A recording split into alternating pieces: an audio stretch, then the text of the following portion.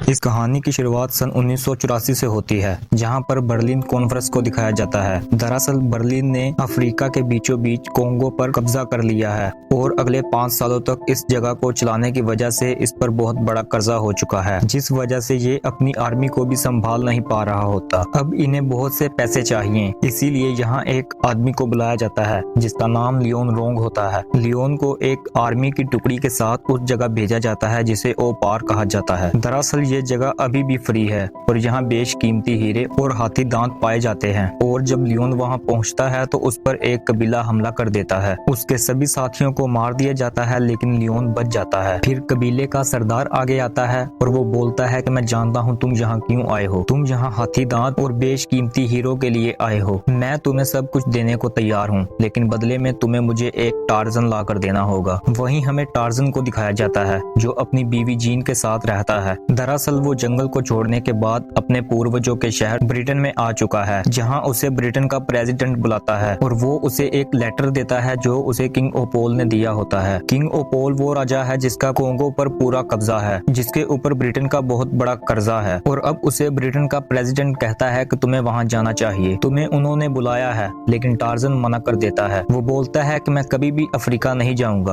और वो वहां से चला जाता है। तभी उसके पास एक जॉर्ज नाम का आदमी आता है। वो प्रेसिडेंट का ही आदमी है। वो उससे कहता है कि तुम्हें वहां जाना चाहिए। हमें पता चला है कि वहां के लोग हमारे लोगों को गुलाम बना रहे हैं, उन पर जुल्म कर रहे हैं, और इससे पहले कि वो पूरे कोंगो पर कब्जा करें तुम्हें वहां पर जाना चाहिए और उनकी मदद करनी चाहिए। ये सुनकर टार्जन वहां पर जाने को तैयार हो जाता है। फिर कहानी जाती है फ्लैशबैक में, जहाँ हम देख पाते हैं टार्जन के जो माँ बाप हैं वो अफ्रीका के जंगल में फंस जाते हैं। असल में उनकी जो शिप थी वो समंदर में डूब गई और वो तैरते हुए अफ्रीका के जंगल में आ पहुंचे। वो वहाँ एक घर में घुस जाते हैं और वहाँ टार्जन की माँ मारी जाती है। और अब टार्जन के बाप को कैसे भी यहाँ से निकलना होगा, और इससे पहले कि वो ऐसा कर पाते बहुत से गोरिल्लाज उस पर हमला कर देते हैं और वो उन्हें मार देते हैं। इन गोरिल्लाज को एक बच्चे के रोने की आवाज आती है और एक फीमेल गोरिल्ला वहाँ पहुँचती है जिसके पास अपना भी एक बच्चा होता है। वो ऊपर जाती है और वो देखती है कि वहाँ पर एक छोटा बच्चा है और वो बच्चा टार्जन होता है। फीमेल गोरिल्ला उस बच्चे को अपने बच्चे की तरह पालना शुरू कर देती है। टार्जन अपने गोरिल्ला भाई के साथ खेलते हुए कुछ बड़ा हो जाता है और जब वो बड़ा हो जाता है तो वहाँ कुछ गोरिल्लाज आते हैं और वो नहीं चाहते कि इंसान उनके बीच रहे, उनके साथ रहे, इसीलिए वो टार्जन को मारना चाहते हैं। लेकिन टार्जन की माँ जो खुद एक बहुत ताकतवर गोरिल्ला है वो उन्हें ऐसा नहीं करने देती और उसके बाद सभी टार्जन को एक्सेप्ट कर लेते हैं। टार्जन फिर उस जंगल के जानवरों के साथ खेलता हुआ बड़ा हो जाता है और एक दिन वो एक लड़की को देखता है जो जानवरों के साथ खेल रही होती है। इस लड़की का नाम जीन होता है। टार्जन उसके सामने आ जाता है और अगले ही पल वो छुप जाता है। और जब जीन टार्जन को ढूंढ रही होती है तो बहुत से गोरिल्लाज उसके सामने आ जाते हैं और इससे पहले कि वो गोरिल्लाज उस पर हमला करते टार्जन उसे आकर बचा लेता है, लेकिन उसमें टार्जन खुद बहुत जख्मी हो जाता है। इसके बाद जीन टार्जन को कुबा कबीले ले जाती है जहाँ पर टार्जन का इलाज किया जाता है। इलाज होने के बाद टार्जन पूरी तरह ठीक हो जाता है और उसे जीन से प्यार हो जाता है और वो दोनों शादी कर लेते हैं। शादी करने के बाद वो दोनों टार्जन के माँ बाप के घर ब्रिटेन आ जाते हैं। वहीं कहानी फ्लैशबैक से वापस आ जाती है और दिखाया जाता है कि टार्जन एक कामयाब इंसान है और वो अपनी बीवी के साथ खुश है। वो उसे बताता है कि उसे अफ्रीका वापस जाना होगा। जीन जिद करती है और बोलती है कि मैं भी वहाँ जाऊंगी। टार्जन कहता है कि वहाँ तुम्हारी जान को खतरा है क्योंकि वहाँ एक कबीला है जो मुझे अपना दुश्मन मानता है और वो किसी भी तरह मुझे मारना चाहता है। लेकिन जीन उसकी बात नहीं मानती और वो बोलती है कि मैं तुम्हारे साथ चलूंगी और मैं कुबा कबीले के पास ही रहूंगी, जिसे जीन पहले से ही जानती है और जिनके पास वो टार्जन को इलाज के लिए ले गई थी। और अब टार्जन, जीन और जॉर्ज तीनों के तीनों पहुंच जाते हैं कोंगो, जहां कोंगो की सरहद पर बड़े बड़े शेर होते हैं जिनके पास टार्जन जाता है और उन्हें गले लगा लेता है। दरअसल ये सब के सब टार्जन का अफ्रीका में स्वागत कर रहे होते हैं। वहां से वो तीनों सीधा कुबा कबीले पहुंच जाते हैं और जीन उनके सरदार से मिलती है जिसे वो बहुत अच्छी तरह जानती है। दरअसल जीन का डैड एक प्रोफेसर हुआ करता था और वो इस कबीले के लोगों को पढ़ना लिखना सिखाता था। ये लोग जीन और टार्जन को देखकर बहुत खुश होते हैं और रात को वो लोग जश्न मनाते हैं। तभी लियोन अपनी आर्मी के साथ वहाँ पर हमला कर देता है और उनके सरदार को मार देता है और वो टार्जन और उसकी बीवी जीन को बंदी बना लेता है, क्योंकि लियोन किसी भी हाल में टार्जन को उस दूसरे कबीले के हवाले करना चाहता है जो टार्जन के बदले उसे बेशकीमती हीरे देंगे। और जब वो उन्हें वहाँ से ले जा रहा होता है तो जॉर्ज पीछे से गोलियां चला देता है,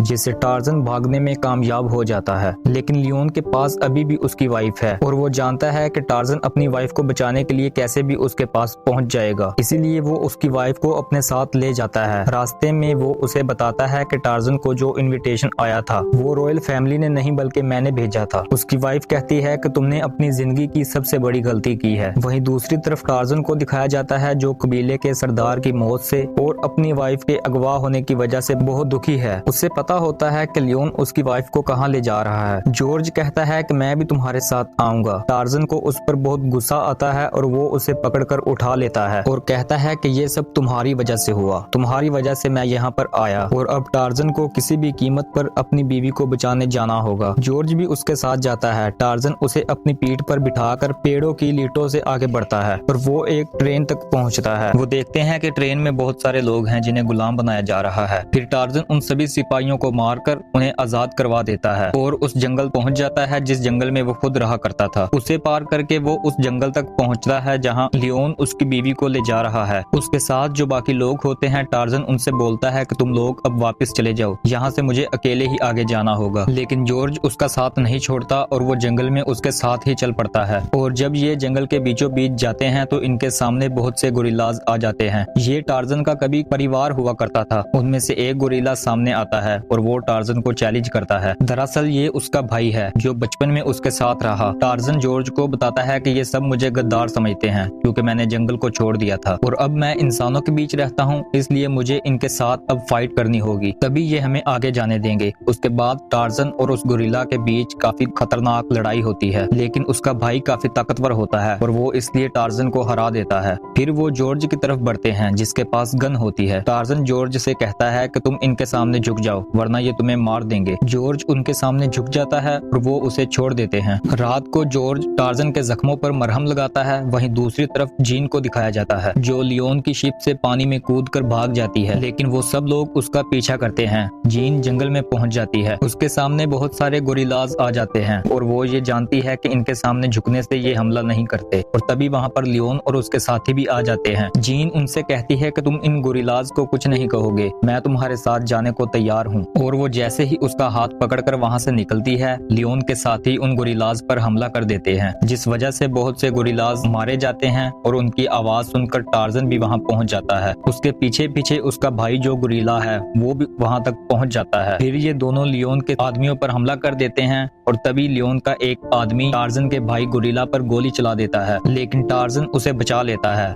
लियोन फिर से एक बार जीन को लेकर वहाँ से निकल जाता है और गोरिल्ला को समझ आ जाता है कि टार्जन आज भी उसका भाई है। वो खुद को आज भी उसका भाई समझता है। यहाँ से कहानी फ्लैशबैक में जाती है। वहाँ दिखाया जाता है कि टार्जन की माँ जो गोरिल्ला थी उसे एक कबीले के सरदार के बेटे ने मार दिया था। वो उस सरदार का बेटा होता है जिस सरदार ने टार्जन को लाने का लियोन से सौदा किया है। फिर गुस्से में टार्जन ने उस सरदार के बेटे को भी मार दिया था और अपनी माँ की मौत का बदला लिया। इसीलिए वो सरदार टार्जन को मारकर अपने बेटे की मौत का बदला लेना चाहता है। वहीं दूसरी तरफ लियोन को दिखाया जाता है जो जीन को लेकर उस सरदार के पास पहुंचता है और अब टार्जन भी वहां पर पहुंच चुका है। सरदार लियोन को बहुत सारे हीरे देता है जो कि बेशकीमती हैं। उसके बाद सरदार अकेला ही टार्जन से लड़ता है। ये दोनों ही बहुत ताकतवर होते हैं और एक दूसरे पर हमला करते हैं, लेकिन किसी भी तरह टार्जन उसे हराने में कामयाब हो जाता है और सरदार को बताता है कि लियोन एक धोखेबाज है और बहुत जल्द यहाँ 20,000 लोगों की सेना आने वाली है और वो यहाँ हर किसी को अपना बंदी, अपना गुलाम बना लेंगे। यहाँ पर कोई भी नहीं बचेगा।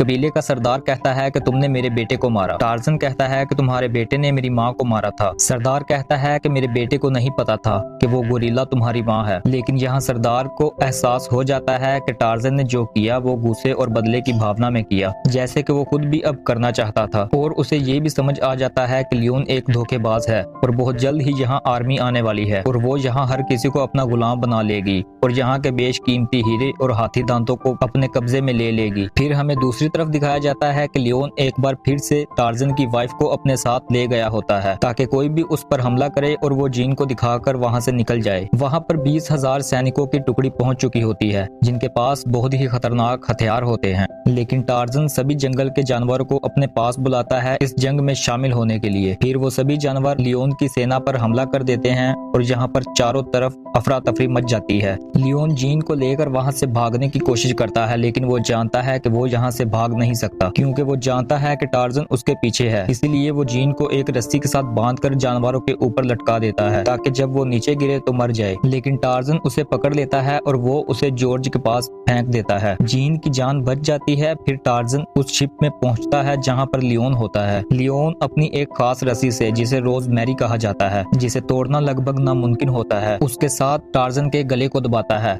लेकिन टार्जन अपनी पूरी ताकत लगाकर उस रस्सी को तोड़ देता है और फिर वो लियोन को एक रस्सी के साथ बांधकर पानी में फेंक देता है और फिर अपने मुंह से एक आवाज निकालता है जो सुनकर वहां पर बहुत से मगरमच्छ इकट्ठे हो जाते हैं। टार्जन उस रस्सी को छोड़ देता है और वो मगरमच्छ उसका खात्मा कर देते हैं। यहाँ पर इस शिप का जो फ्यूल पंप होता है उसका प्रेशर बहुत हाई हो जाता है और वहाँ पर बहुत बड़ा ब्लास्ट होता है जिससे शिप के चिथड़े उड़ जाते हैं। दूर खड़ी जीन ये सब देख रही होती है और उसे लगता है कि टार्जन मारा गया है क्योंकि इतने बड़े धमाके से कोई भी नहीं बच सकता। वहीं हमें और भी हजारों सैनिक दिखाए जाते हैं जो एक शिप में होते हैं। वो वापस लौट जाते हैं क्योंकि वो जान चुके हैं कि वो कोंगो के लोगों से जीत नहीं सकते। जीन टार्जन की मौत से टूट जाती है। टार्जन पीछे से आकर उसके कंधे पर सर रखता है और टार्जन अभी भी जिंदा है और ये देखकर जीन बहुत खुश हो जाती है। वहीं जॉर्ज ब्रिटेन वापस आ जाता है और वो ब्रिटेन के प्राइम मिनिस्टर को बताता है कि किस तरह किंग ओपोल कोंगो के लोगों पर अत्याचार कर रहा था और उन्हें अपना गुलाम बना रहा था। यानी कि अब किंग ओपोल की पूरी सच्चाई ब्रिटेन के सामने आ चुकी है, जिसका मतलब किंग ओपोल ने जो राज कोंगो पर किया था वो अब उससे छीन लिया जाएगा। फिर 1 साल बाद दिखाया जाता है टार्जन और जीन अफ्रीका में ही सेटल हो चुके हैं। यहाँ पर जीन के डैड जो प्रोफेसर थे उनका जो पुराना घर होता है, ये दोनों वहीं पर रहते हैं और इनका एक बेटा होता है। यानी कि टार्जन अब एक बाप बन चुका है और साथ ही वो अपनी पुरानी जिंदगी में वापस लौट चुका है। इसी के साथ ये कहानी, ये फिल्म खत्म हो जाती है।